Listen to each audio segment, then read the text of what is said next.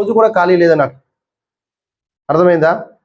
ఇంత hard work చేసి మన జీవితాలకి ఒక వెలుగు నింపుతున్నప్పుడు మీరు చేయాల్సిన పని ఏంటంటే కంప్లీట్గా మీటింగ్ అటెండ్ కావాలి మీరంతా కూడా. ఓకేనా? మీరు ఆ చిన్న సాయం కూడా మీరు చేయలేదు అనుకుంటే మనం ఒక ట్రైబల్ వ్యవస్థలో ఇంత పెద్ద వ్యవస్థ తీసుకొచ్చి మనం నడిపించే పరిస్థితికి వచ్చినప్పుడు మనం నిజంగా ఒక మనిషిగా మనం కూడా గుర్తించడానికి కరెక్ట్ కాదనిపిస్తుంది నాకైతే. ఓకేనా?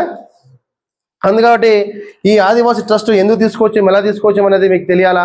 ఈ ఆదివాసీ ట్రస్ట్ అనేది దీని విధి విధానాలు ఏంటి, దీని భావితరాలకు ఏ విధంగా పనికి వస్తాయి, దీని జీవన విధానం ఏంటి, దీని మనుగడ ఏంటి, పూర్వపరాలు ఏంటి, అలా భావితరాలు ఏ విధంగా పనికి వస్తుంది అనేది కూడా పూర్తిగా సంపూర్ణంగా తెలుసుకోగలగాలంటే ఈ వ్యవస్థ ఎందుకు తీసుకొచ్చామనేది మనం ముందు కావాలి.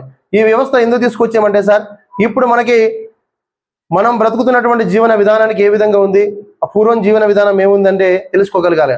అలా తెలుసుకునే ముందు మన భారత రాజ్యాంగంలో ఉన్నటువంటి దాంతో భాగంగా మన భారతదేశం దాదాపు ప్రపంచ దేశాలు ఎన్నో దేశాలు ఉన్నాయి. ఆ దేశంలో భారతదేశం అంటే ఒక గొప్ప దేశం అన్నది, సాంప్రదాయాలకి ఒక మంచితనానికి నిలవెత్తినటువంటి దేశం. ఈ దేశంలో మనం బ్రతుకుతున్నంత వరకు చాలా సంతోషకరమైన విషయం మనమంతా కూడా. అలాంటి దేశంలో ఉన్నటువంటి మనకి ఆ రోజు ఏ విధంగా పాలన ఉండేది, ఏ విధంగా ఉండేది తెలుసుకోవాలా. ఆ రోజు మన భారతదేశంలో బాబర్ కాలంలో, ఆ తర్వాత బ్రిటిష్ కాలంలో, దాని తర్వాత మన ప్రజాస్వామ్యం డెమోక్రసీ తీసుకొచ్చి దాదాపు 70 సంవత్సరాలు అవుతున్నా కూడా భారత రాజ్యాంగంలోని 70 సంవత్సరాలు అవుతున్నా కూడా ఈ 70 సంవత్సరాల కాలంలో కూడా మన జీవన విధానం, మన ఆదివాసుల జీవన విధానం ఏ విధంగా ఉందనేది కూడా మనం తెలుసుకోవాలా.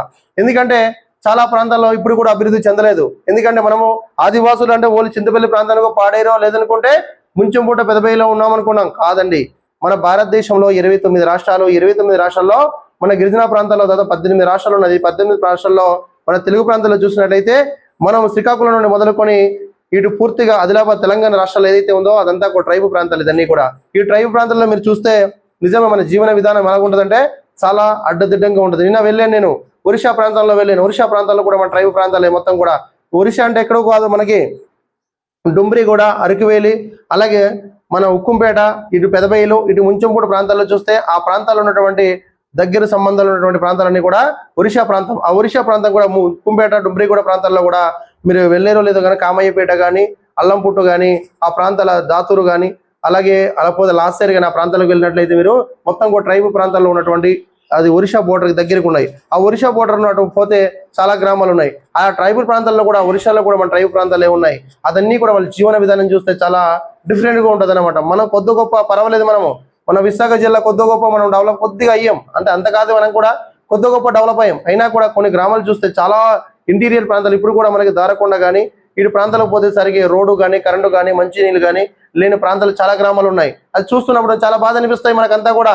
అయినా కూడా మనం ఏం చేయలేని పరిస్థితి. అలా కాకూడదు. మనమంతా కూడా మన గ్రామాలు అభివృద్ధి చేసుకోవాలి. చాలా గ్రామాలు కూడా ఎడ్యుకేషన్ నిరక్షరాస్యులు కానీ ఇప్పుడు కూడా ఉండిపోయారు. ఆ ప్రాంతాలన్నీ కూడా అక్షరాస్యులుగా మార్చాలి మనమంతా కూడా. ఎందుకంటే మనం ఈ రోజు నేను కూడా చాలా పేదరికం నుండి వచ్చినటువంటి వాళ్ళు, ఇంటీరియర్ ప్రాంతాల నుండి రోడ్డు కానీ, కరెంటు కానీ, మంచినీళ్ళు లేని ప్రాంతాల్లో నేను వచ్చిన వ్యక్తిని. చదువుకొని మనం ఏదో ఉద్యోగం చేసుకొని మన వరకు మనం బ్రతకూడదు, సమాజానికి మనం చేసేటటువంటి మేలు మనకు ఉండాలనే ఉద్దేశంతో మనం దాంతో భాగంగా అదో భాగంగా మళ్ళీ మనం ఇన్ని విషయాలు తెలుసుకొని ఈ చదువుకొని జ్ఞానం పెంచుకొని కూడా మన వరకు మనం బ్రతికితే దానికి జీవన విధానానికి మనుగడికి నిజంగా అర్థం కూడా ఉండదు. మనం ఏం చేస్తే బాగుంటుందని ఆలోచిస్తే నిజంగా కల్లారా చూస్తున్న పరిస్థితుల్లో మన ఒక భారత రాజ్యాంగం ఇచ్చినటువంటి మన ట్రైబుల్కి ఇచ్చినటువంటి హక్కులు కానీ, చట్టాలు కానీ, మనకు వచ్చే బడ్జెట్ కానీ, నిజంగా ఉన్నటువంటి పాలకులు కూడా